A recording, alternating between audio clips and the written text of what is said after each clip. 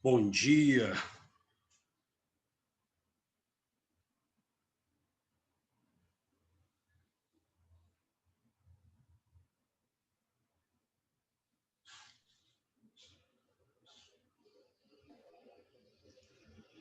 Qual é, Raimundinho? Bom, né?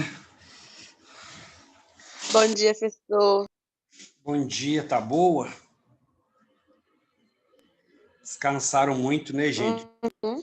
Feriado prolongado.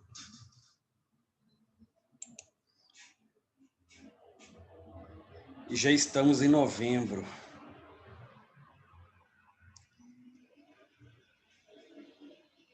Esse ano passou muito rápido. Nossa, passou. Para vocês que são novos, é bom que passe rápido, né? Porque vocês ficam doidos para fazer 15 anos, depois 18 anos. Agora, para a gente que já tá velho, é uma tristeza. Passa voando, você faz aniversário, vai só ficando mais Você velho, tá mas velho, professor? eu tô, Arthur. Infelizmente, já estou quase chegando aos 40. É muito triste, né? Nossa, e voa, viu, o tempo. Vocês têm que aproveitar bem, Professor, você porque... tá bem que você fez um churrasco no feriado? Quem que fez churrasco? O senhor? Fiz não. Fiz churrasco não. Gostaria até de ter feito, mas não fiz não. Então a gente, o Ué, tempo fiquei vai sabendo passando aí, sua rápido. casa aí tem área gourmet. Achei que você tinha feito um churrasco aí com os amigos. Ah, não, tá chovendo, né? Chovendo muito aqui. E aí não deu para fazer nada, não. Queria ter feito mesmo uma festa de Halloween. Vocês foram em alguma festa de Halloween? Foi nada. Ah, Distanciamento. o distanciamento social, né? Isso mesmo, É, Arthur. Arthur Neves. E é muito bom como você, Arthur Neves, e o seu irmão, vocês melhoraram muito este ano. Estão muito bem de obrigado. comportamento. Vamos então começar. Só mais um minutinho.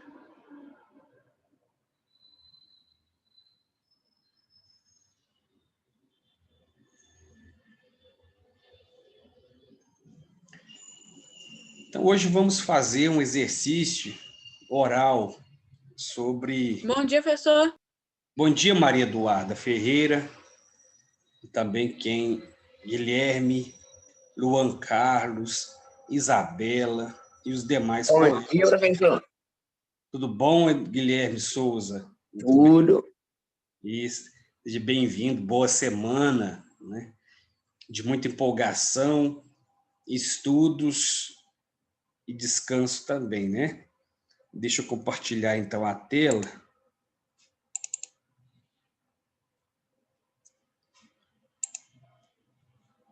Hoje, então, vamos fazer exercício para verificação do aprendizado.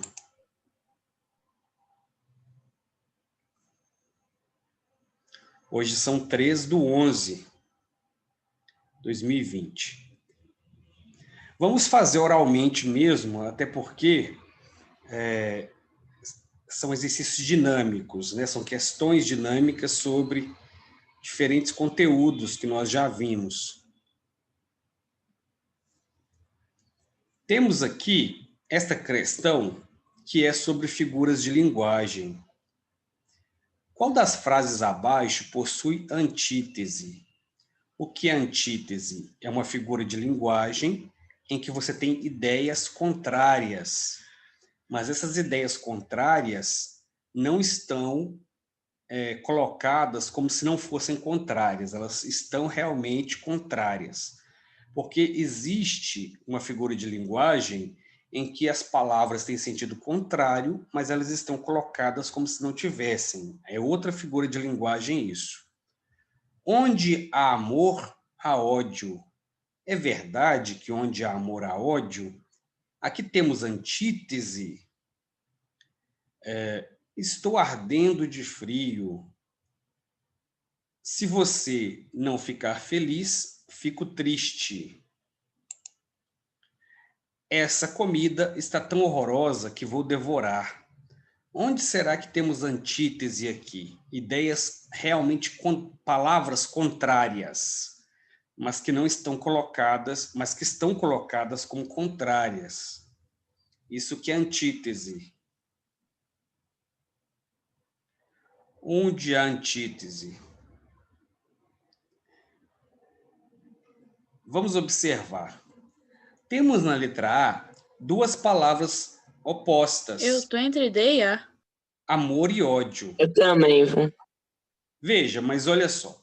Onde há amor, há ódio. São palavras contrárias, amor e ódio. Mas elas não estão colocadas com oposição uma à outra. Simplesmente como uma forma de junção. Onde há amor, há ódio. Então são palavras contrárias, mas elas não estão batendo uma contra a outra, né? Agora vejamos a letra D, a letra B. Estou ardendo de frio. Não tem contraste. Se você não ficar feliz, fico triste. Então aqui temos feliz e triste. As palavras feliz e triste estão colocadas em sentido contrário? Sim.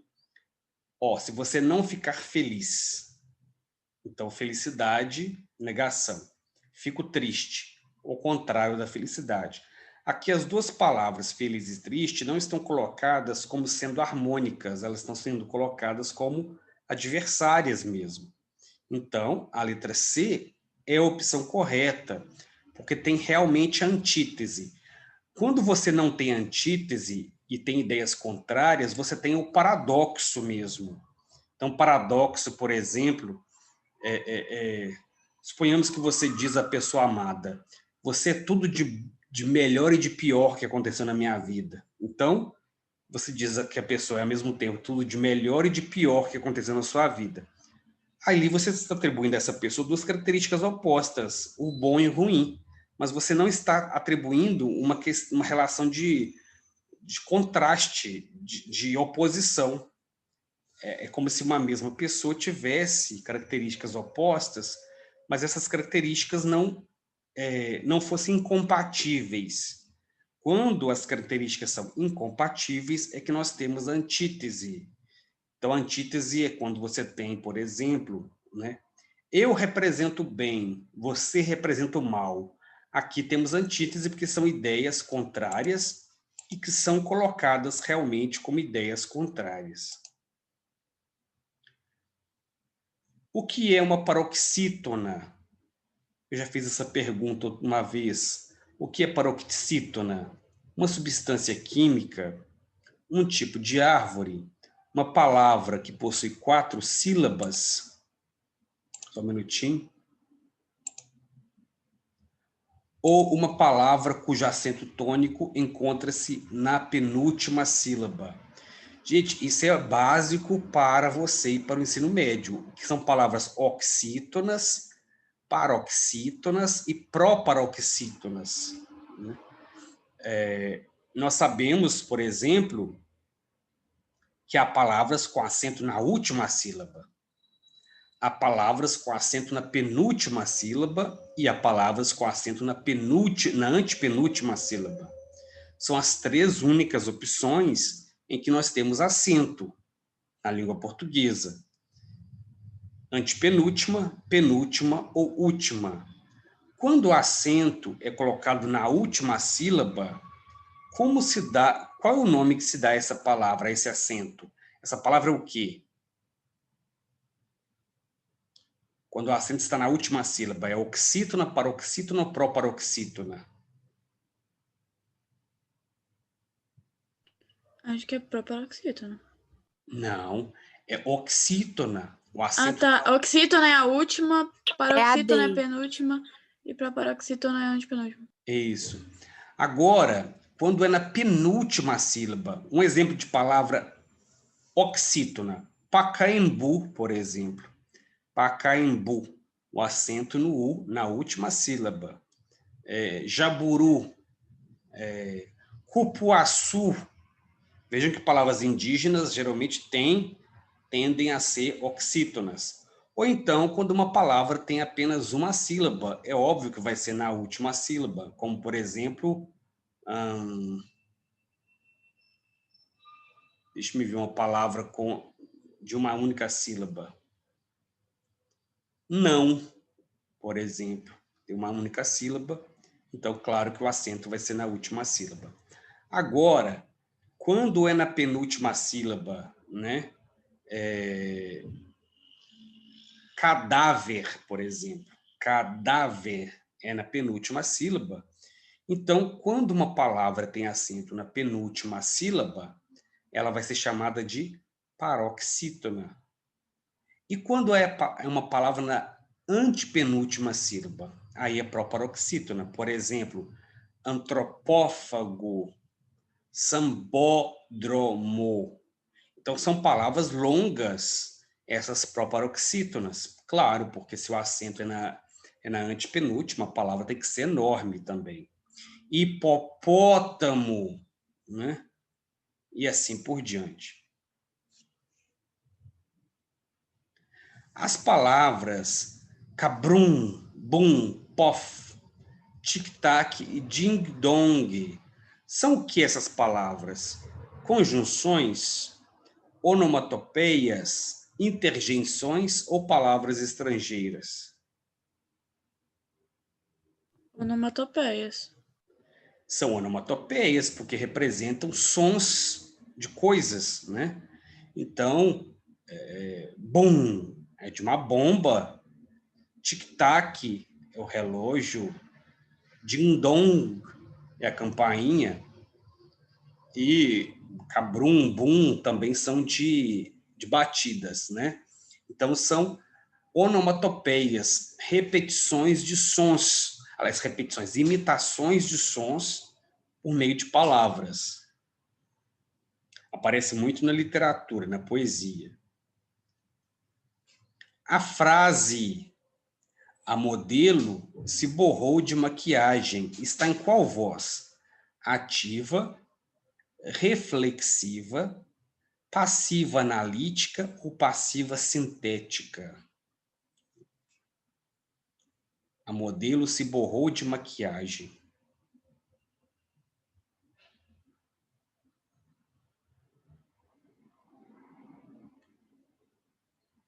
Vamos tentar fazer um minutinho.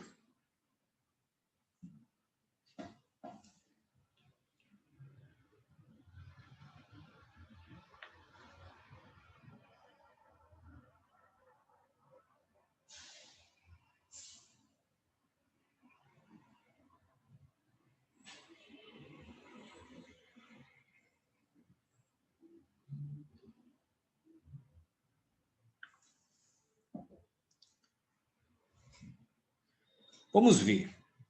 O que é uma voz ativa? É quando o sujeito pratica a ação.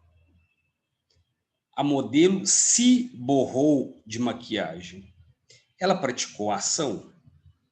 Praticou, mas ela também sofreu a ação, porque ela borrocou, só que ela ficou borrocada.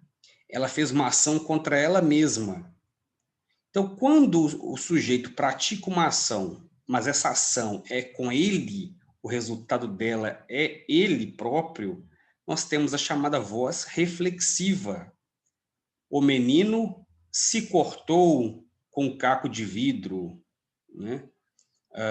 O jogador se enrolou com a bola no campo. Então, ações praticadas pelo sujeito, mas sofridas por ele próprio, são chamadas de reflexivas, porque refletem os resultados. O que é a passiva analítica, a voz passiva analítica, nós já estudamos. É quando você tem a voz passiva, mas você tem a indicação de quem praticou a ação. Por exemplo, o nadador foi ultrapassado pelo adversário. Então, o sujeito sofre a ação, foi ultrapassado, e pelo adversário é a voz passiva analítica, porque é o agente da passiva. E na voz passiva sintética é diferente. Eu não sei quem praticou a ação. Por exemplo, vendem-se móveis, por exemplo. Aí você não tem como entender se é voz passiva, quem é que praticou a ação. Qual é o sujeito da oração? Qual é o tipo de sujeito da oração? As filhas de Juvenal estão aqui. Vamos fazer aí um minutinho. Esse exercício de revisão.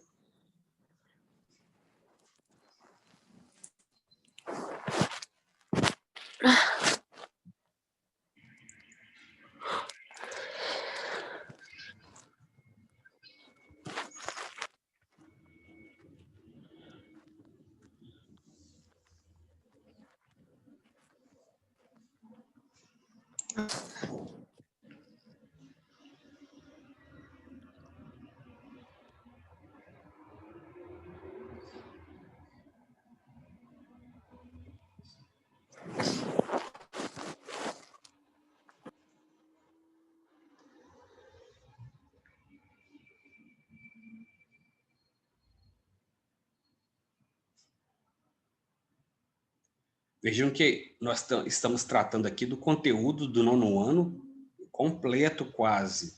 Simples. A letra A. Isso, é a letra A, é simples. Por quê? Para você saber qual é o sujeito de uma oração, primeiro você separa o sujeito do verbo, né? Você sabe que até onde houver o verbo, você tem sujeito. Então, qual é o sujeito? As filhas de Juvenal.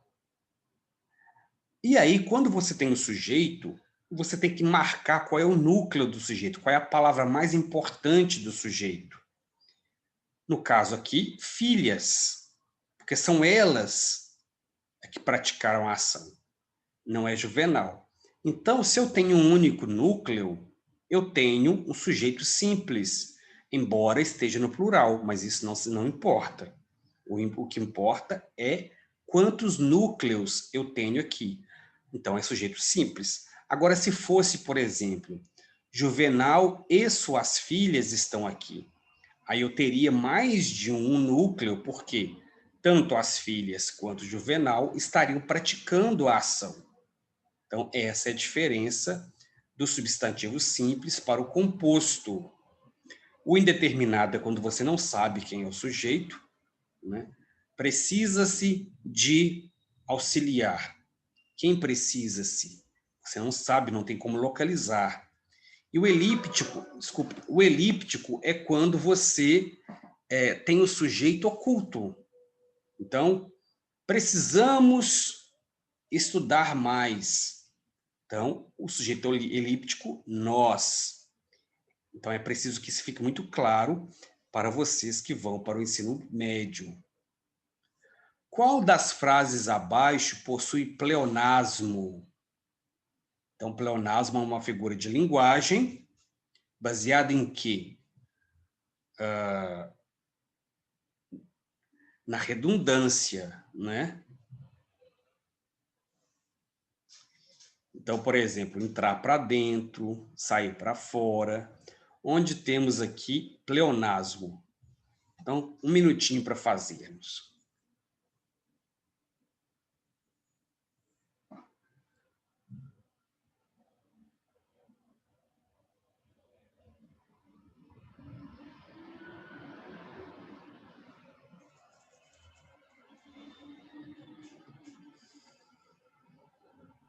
Eu não entendi muito, professor. Oi? Não entendi muito. O que é pleonasmo? Pleonasmo é uma figura de linguagem na qual nós temos uma repetição desnecessária. Por exemplo,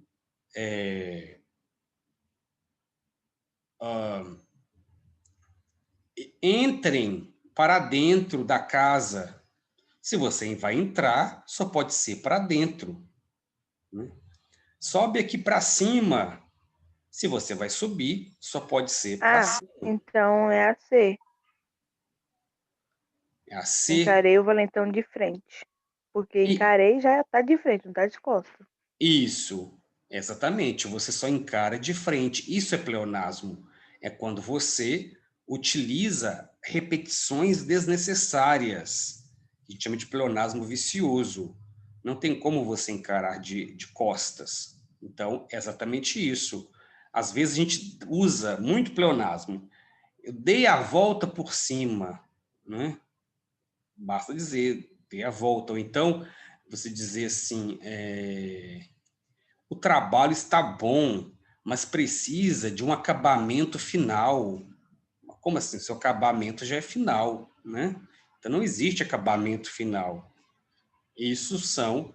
Vamos fazer as conclusões finais do trabalho, as conclusões finais. Conclusão já é final. Então, pleonasmo é repetição desnecessária. Qual é o tipo de sujeito na oração? Já vendemos a casa. Então, temos as opções aqui. Vamos pensar um minutinho sobre a resposta. Já vendemos a casa.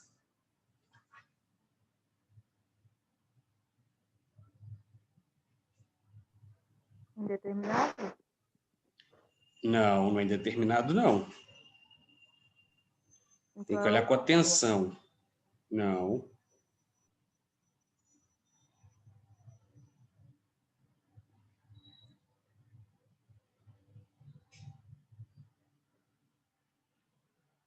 Qual é o tipo de sujeito?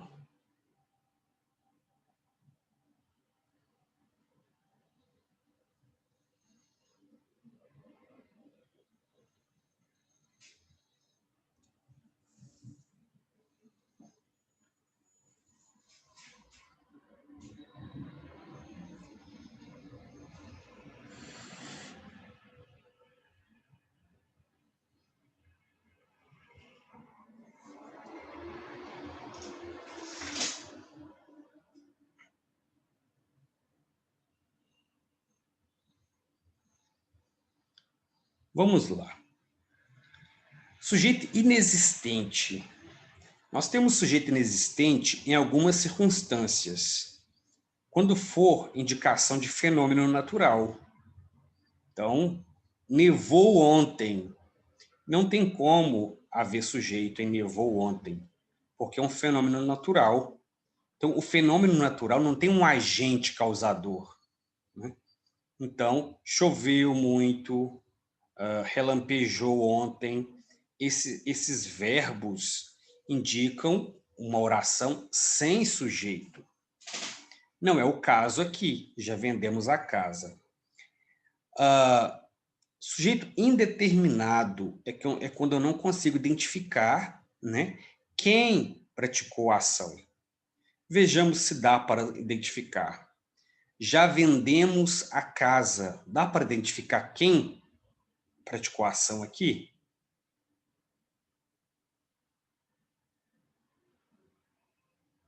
Dá ou não? Já vendemos a casa. Lógico que dá. Nós. É nós. É um sujeito oculto nós. Nós já vendemos a casa. Então, nós, você sabe que sou eu e mais outras pessoas. Então, o sujeito é oculto. Composto não é, porque se é oculto, não tem como ser composto. Então, essa é a característica do sujeito oculto. Você consegue identificar quando é nós ou eu, né? Se for outro tipo de situação, você não consegue identificar. Por exemplo, já venderam a casa, não dá. Aí você diz, ué, mas e eles? Eles, mas eles quem? Elas quem? Né? Aí não dá, porque você não sabe se eles, se é elas, se são quantas pessoas. Agora, quando você diz já vendemos, você se inclui, né? Então você sabe que é você e outras pessoas. Ah, mas eu não sei quem são as outras pessoas, mas eu sei quem é você. Então já é um facilitador. Então, por isso é sujeito oculto. Qual das frases abaixo possui ambiguidade, ou seja, possui duplo sentido? Vamos olhar com atenção, um minutinho.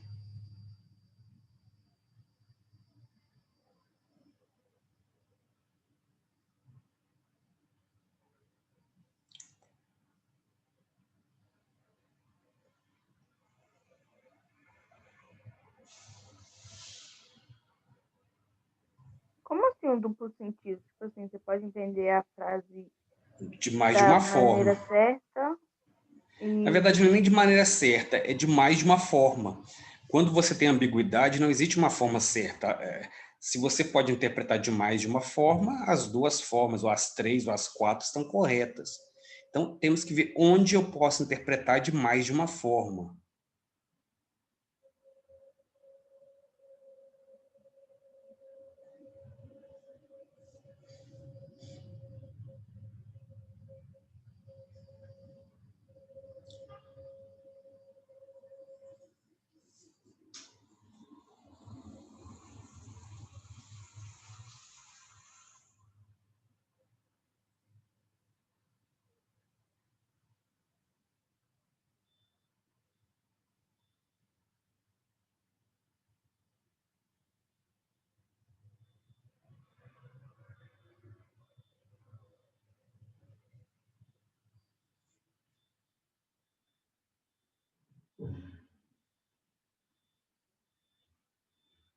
Vamos ver.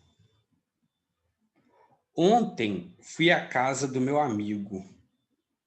Eu posso interpretar isso de mais de uma forma? Eu fui à casa do meu amigo.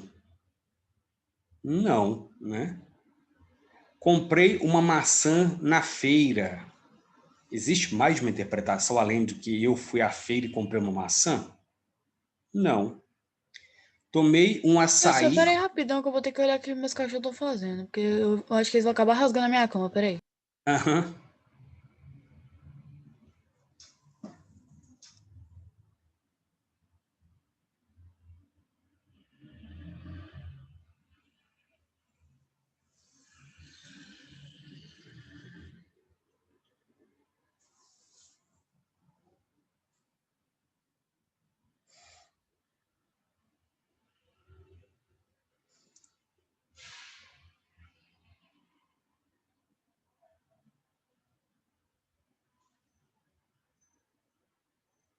Esperar um pouquinho, Maria Eduarda, para a gente continuar.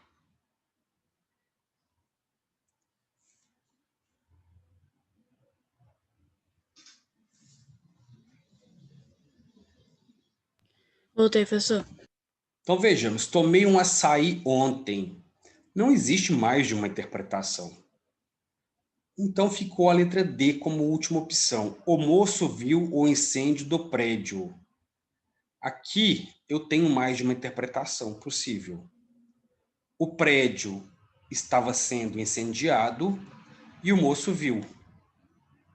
Ou então, o moço estava no prédio e de lá ele viu o incêndio que aconteceu em outro lugar.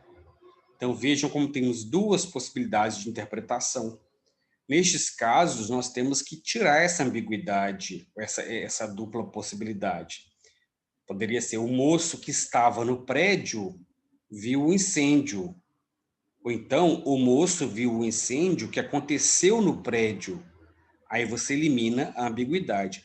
É muito comum a gente escrever frases ambíguas sem perceber, porque para a gente está muito claro, mas para quem vai ler não vai estar claro assim, né? Então aqui você vê que temos uma dupla possibilidade de interpretação.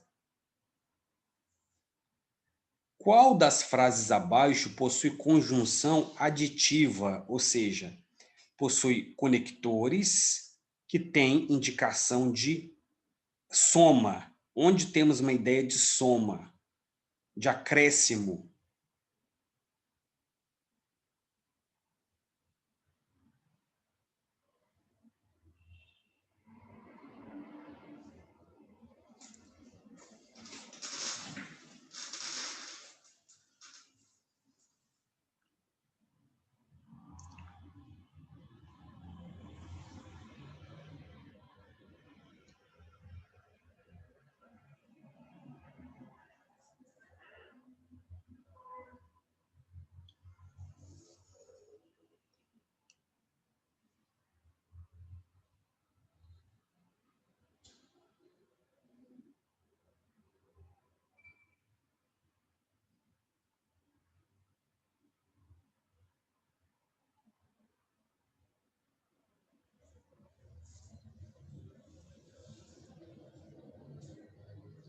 Então vamos ver, onde temos relação de adição, de soma? Fui, porém me arrependi. Temos soma aqui? Não. Temos uma ideia, eu fui, mas me arrependi. Então, uma ideia de contrariedade, não de soma. Ele ganhou porque se esforçou muito. Temos ideia de soma? Não. Temos ideia de quê? De explicação. Ele estudou, logo foi bem na prova. É soma? Também não. É conclusão. Ele estudou, logo foi bem na prova. É o resultado de ele ter estudado. Então sobra a letra D. Ele não comprou bala nem chiclete. Aqui temos uma adição. Ah, mas indica que ele não comprou, mas mesmo assim é adição. Ele não comprou bala, é uma ação, e nem chiclete é outra. Então, adiciona a ação anterior mais um elemento. Por isso nós temos oração, por isso nós temos uma conjunção aditiva. Essa próxima diz que as frases abaixo possuem objeto direto, exceto. Qual é aquela que não possui objeto direto? Então, um minutinho para fazermos.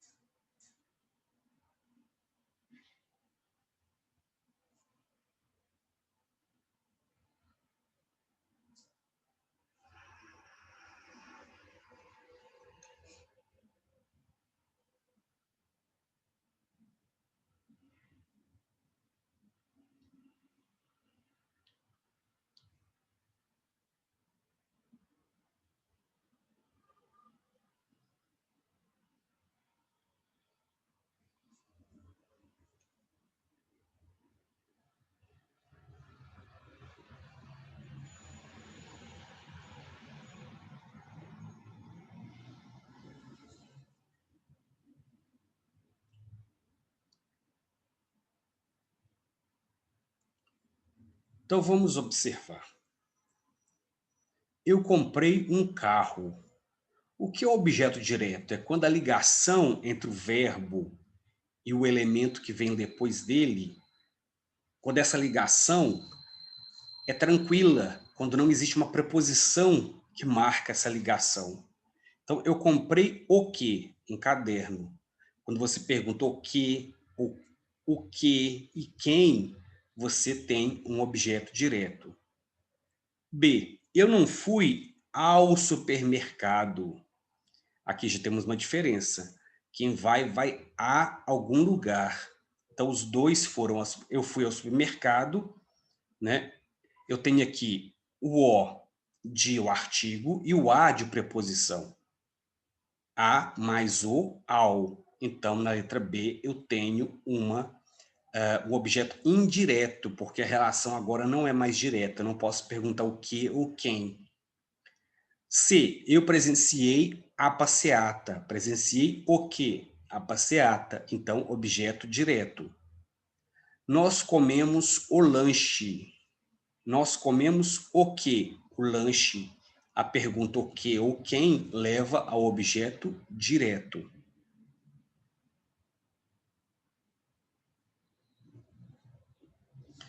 Temos aqui uma imagem que nós vimos na aula anterior. Essa imagem abaixo é o quê? É uma pastiche, uma paródia. Pastiche? Não é, não. Isso, é o pastiche, que é uma cópia do estilo. Muitas vezes, nós fazemos pastiche. Por exemplo, o jogador de futebol lançou um tipo de corte. Neymar, né? E lançou um corte de cabelo. Você vai e quer fazer igual. Isso é pastiche. Não é uma cópia, porque a cópia não vai ficar igualzinha. Para ser cópia tem que ficar igual. Como não vai ficar, você chama de pastiche. Então nós fazemos isso sem perceber.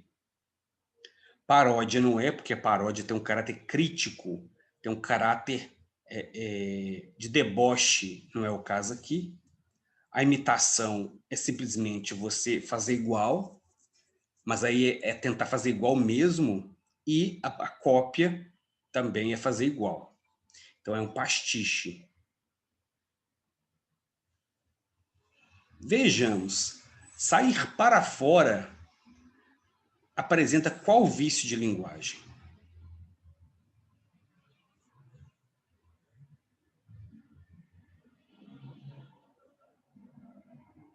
Eufemismo. Sair para fora Não, não é eufemismo, é pleonasmo, é pleonasmo. é pleonasmo, exatamente. Não tem como você sair para dentro, né? Então, você vai sair, só pode ser para fora. Então, sair para fora é um pleonasmo.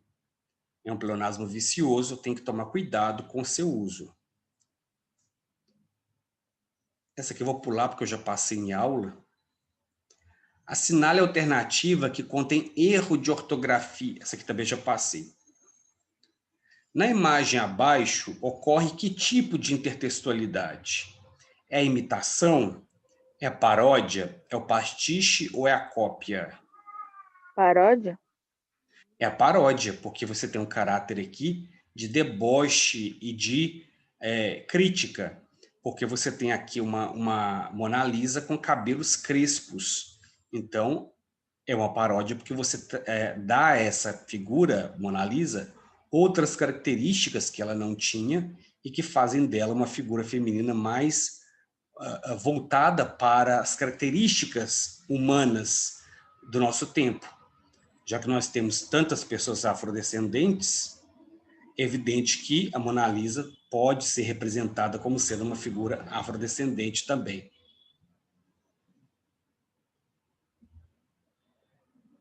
Agora, um dos grupos abaixo não tem essa ordem dos gêneros correta. Qual é? Masculino, feminino e feminino. Então, temos 3 palavras. Em um caso, nós não temos o masculino, o feminino e o feminino. Qual seria? 2 minutinhos para fazer.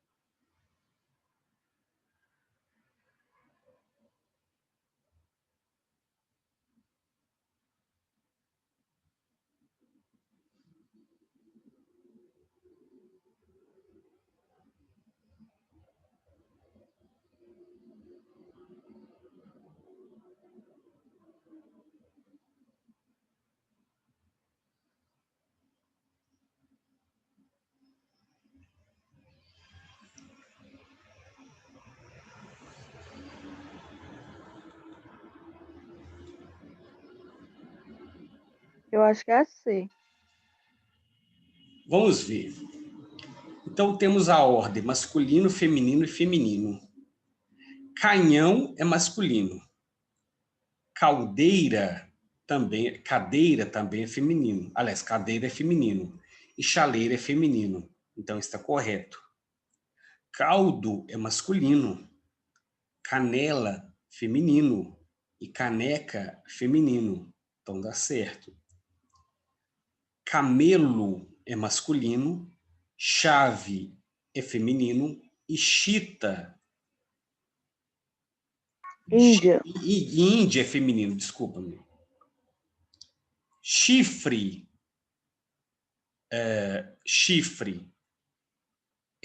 masculino. Chita, né? Aqui no caso, chita é masculino e chamada é feminino. Então, a única opção que destoa aqui é a letra D, né? Quando nós não temos... Chita é masculino? Aqui, chita faltou um detalhe aqui. Chita, que é o nome de um homem, o Chita, um apelido. Ah, tá. Na verdade, é um apelido. Faltou colocar um artigo aqui.